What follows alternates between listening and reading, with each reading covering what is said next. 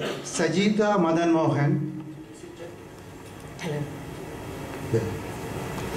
Please put your hands together. 1, 2, 3. 1, 2, 3. 1, 2, 3. Our speech title is A Worthy Life. A Worthy Life. Toastmaster Sajitha Madan Mohan.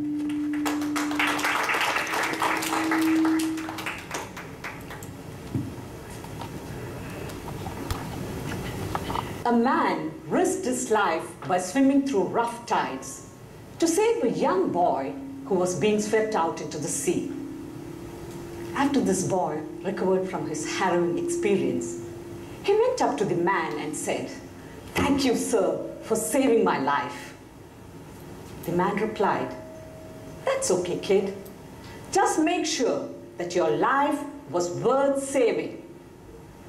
Contest chair, esteemed judges, guests, and my fellow Toastmasters, good evening. Good evening. It is a rat race. Yes, this mad race that the entire human population is engaged in can be called just that. This is a race in pursuit of selfish goals, where every other person is considered only as a tool to achieve that selfish end.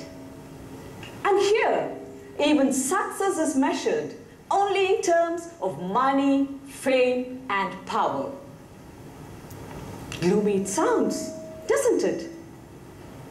But, like silver linings on dark clouds, there is still hope for humanity. After all, this is the world where Mother Teresa, Father Damien, and Florence Nightingale had once lived and served mankind.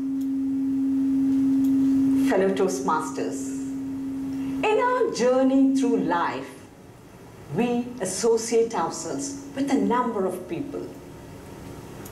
Some of these associations are long forgotten, while some create a positive influence in our lives.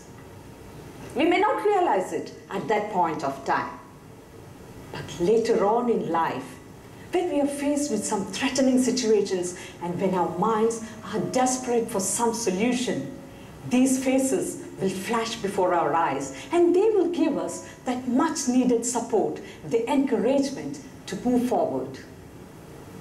As is stated by Scott Adams, the American cartoonist, you don't have to be a person of influence to be influential. And he goes on to say that the most influential people in his life were not even aware of the things that they had taught him. My dear friends, this is very true in my life too. It was during one vacation that I met her for the very first time.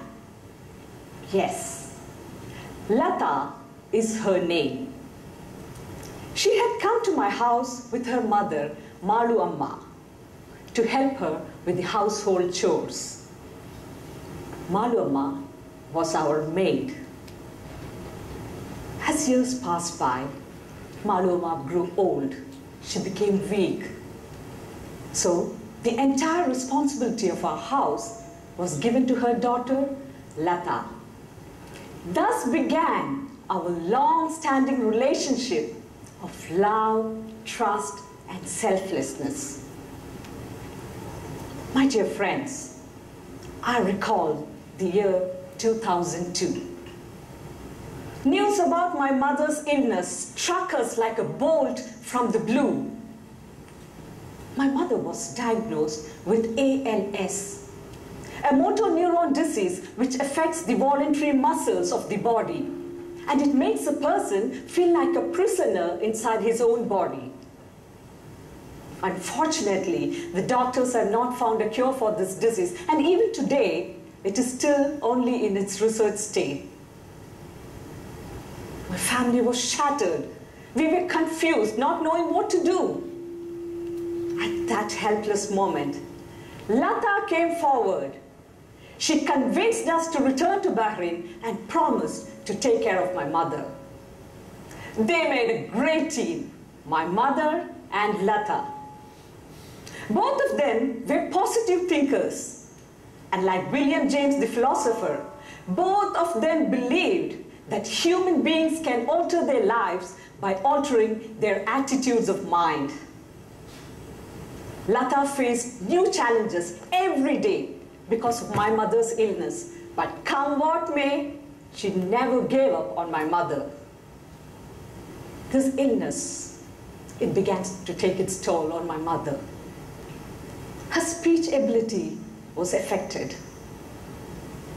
She communicated with the world through her eyes in a language which only Lata could understand. When my mother was not able to even stand anymore, Lata cruised her wheelchair in and around the house so that my mother could still enjoy that warm sunshine and the beautiful greenery outside. Lata spent sleepless nights scaring away those bloodthirsty mosquitoes, not letting them come anywhere near my mother. My fellow Toastmasters, Eleanor Roosevelt has rightly said, to live through stress and sorrow with another person creates a bond which nothing seems able to break. Yes, this was the bond between my mother and Lata. My mother passed away peacefully in 2006, but this bond continues to prevail in my family even today, as Lata continues to serve us. Angel, God sent, noble soul. How do I describe her? All I know is that this simple human being is a positive influence in my life.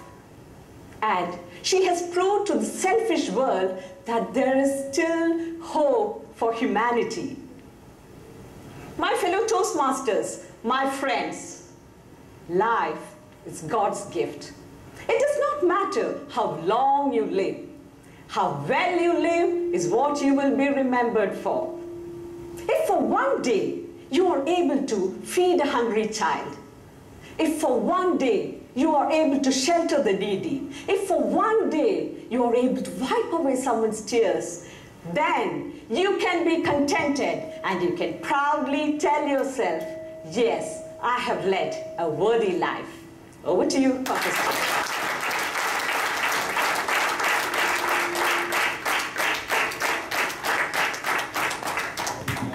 Thank you, Toastmaster Sajitha Madan.